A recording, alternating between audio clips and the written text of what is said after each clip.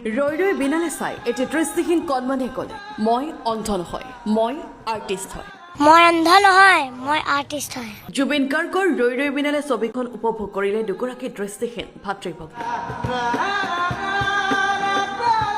ছবিখন চাই ওলাই আহিয়ে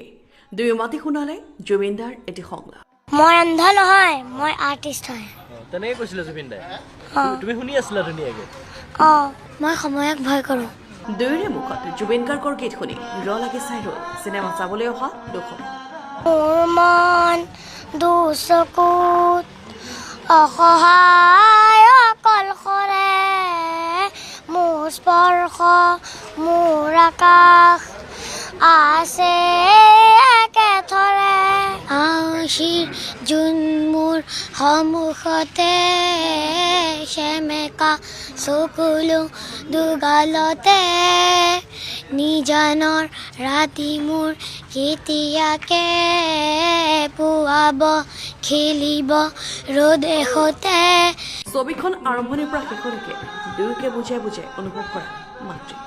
মই মানে কাহিনীটোৰ মাজে মাজে এওঁলোকক বুজাই গৈছোঁ কি হৈছে মানে বুজি পাইছে আৰু কাহিনীটো হয় সুধিছে কি হৈছে ইয়াৰ পিছত শুনি পেলাই মই লগতে বুজাই গৈছোঁ দুয়ো ভাতৃ ভগ্নীৰ প্ৰিয় শিল্পী জুবিন গাৰ্গ আৰু লতা মংগেশকাৰ তোমাৰ ফেভাৰিট ছিংগাৰ কোন হয়